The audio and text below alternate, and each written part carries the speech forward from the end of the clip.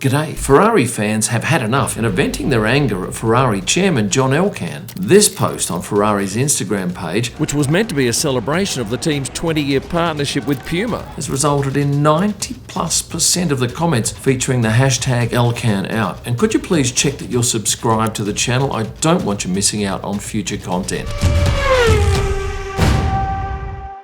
F1's greatest team is struggling big time this year, and flicking through the thousands of comments on that Instagram post, none of which are complimentary, you can feel the real mood of the fan base, and it's not pretty. Of John Elkann, one fan says he's absolutely destroyed the relationship and trust in this team. Another says Ferrari doesn't value the quality of its drivers. This all came about after John Elkann spoke at an Olympic sponsorship event in Rome on Monday. He said that the team's mechanics and engineers were performing well, but if we look at the rest, it's not up to scratch. But it was this statement that had Ferrari fans up in arms. We definitely have drivers who need to focus on driving and talk less. Now that cut deep. Shortly after those comments were reported, Charles and Lewis posted on their social media accounts stating that they were determined to help the team rebound after the dismal results in Brazil, where both drivers retired. Now I imagine that would have been tough for both of the drivers to find out about the boss's comments via social media. There's no doubt that both drivers are putting in the hard yards to turn things around, and to have that sort of criticism out in the public would hurt.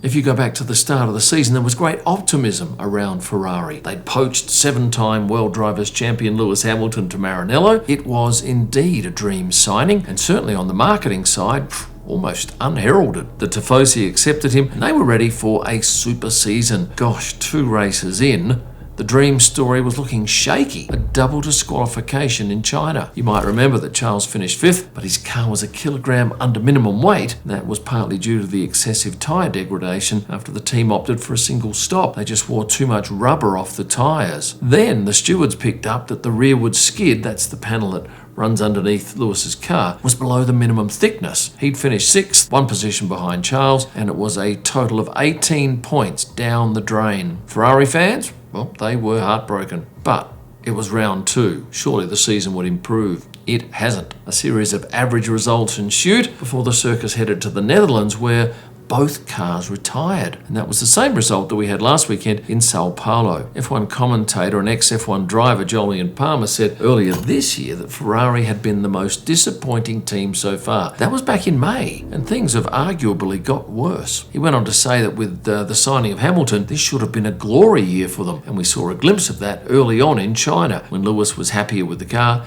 and took out the sprint win. But after 22 rounds, it's fair to say that Ferrari has had a shocker of a year. They slipped to 4th after the last race, and at present, neither Ferrari driver has scored a win this year. Charles managed to clock up 7 podiums, Lewis, 0. That's right, 0. What about the China sprint, you'll say? You don't have podiums in sprint races. And for a driver on the astronomical money that he's on, that is seriously embarrassing for him. I see his frustration and pain when shooting him post-race. This certainly wasn't what he and we were expecting when he made the move. He also holds a record that he really doesn't want. Most races without a podium as a Ferrari driver. Didier Pironi held that record prior to Lewis with 18 in a row. Lewis is out to 21, and quite frankly, it looks like he might go the whole season without a podium. 24 would be the record. If you have a look at the average finishing positions of the drivers this year, Charles is on 6, Lewis 7.4. If you go back to 2024 and have a look at Carlos's stats, they were seriously impressive. 5.65. Ferrari is paying Lewis a fortune for his expertise behind the wheel and his wealth of experience fine-tuning F1 cars. But this week, ex-F1 driver Juan Pablo Montoya claimed that Ferrari isn't listening to him. And I've heard that from a number of people. He went on to say that Hamilton's frustrations stem from the fact that he believes he's doing more for Ferrari than the team is doing for him. He probably feels he's working very hard to make things work, but the team isn't supporting him enough. And you only have to listen to Lewis's onboard radio from the car to hear his frustration. It's awkward at times. Going back to that Instagram post, it shows the drivers' new race suits for Las Vegas. The caption was 2 decades of partnership and passion. But as many pointed out, it's been nearly 2 decades without a championship-winning car. The last time Ferrari won the Constructors was in 2008. That's 17 years ago. It's been even longer since they've had a World Drivers' Champion. That was Kimi Räikkönen a year prior in 2007. That's a lot of heartache for F1's most popular team. My video editor actually said you should have a look at the comments on this post. It's going crazy. I've just had a look at the 4 other posts preceding that one, and most of the comments on those are also hashtag Elkann out. And I imagine that many, if not all, of the Ferrari team members will be looking at those comments and thinking, this is a lot worse than we thought. And what's the reaction like in Ferrari's home country, Italy? Carlo Vanzini of Sky Italia said the entire team, including management, should now stay silent and regroup. Another report stated the presidential outburst was addressed specifically to Lewis. Some of Charles's comments could have been irritating, he noted, but the message was for Hamilton. The honeymoon is over. After Sunday's race, Lewis said this is a nightmare and I've been living it for a while. The flip between the dream of driving for this amazing team and the nightmare of the results we've had, the ups and downs, it's challenging. But he did find some positives, stating that he still believed in this team and what we can achieve together. I just have to keep pushing and giving them everything I can. And Luigi Perna in La Gazzetta dello Sport highlighted that Ferrari has now gone 25 races without a win, the 6th worst drought in its history. Pretty much everywhere you look, Ferrari fans are up in arms. Go to Reddit. This comment, if a 2-time, 4-time and 7-time world champion can't find success in your cars, then maybe, just maybe, the problem is not the drivers. Ferrari has been in full denial for a decade and a half at this point. So where does Fred Vasseur stand on all this? During the Canadian Grand Prix weekend, Fred spoke out about the problems. We need to ask ourselves the right questions if Ferrari hasn't won for years. We've changed the team principal, the drivers, and just about everything, except one thing. What was he referring to? He never clarified that, but many believe it was a reference to John Elkann. I think most of us agree that it's probably too late in the season to expect a wholesale turnaround from Ferrari.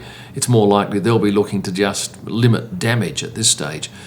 Certainly the technical boffins say that they're focusing on the 2026 car. Certainly if a number of other teams were having this type of season, it might be labelled as poor, but for Ferrari, it hits a whole lot harder because of what they should be doing. I imagine there's plenty of talk going on at Maranello now prior to Las Vegas. There's certainly a fair mess to clean up, and the fans are demanding it be done quickly. It's going to be very interesting come media day at the Las Vegas Grand Prix to hear what those 2 drivers are saying. It'll be the first time we'll have heard from them after John Elkann's comments. But you can bet your bottom dollar that the PR people will have been having a good chat to them, making sure they're all singing off the same song sheet. So the question on a lot of fans' lips is, can Ferrari recover? Or will the 2025 season go down as one of the worst in the team's history? Before you go, this is just for non-subscribers. Could you please hit that subscribe button? I'd love to have you on board.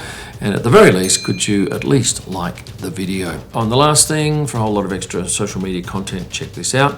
And up the top here for merchandise and stuff. Thanks for watching and stay passionate. That's a hard word to say.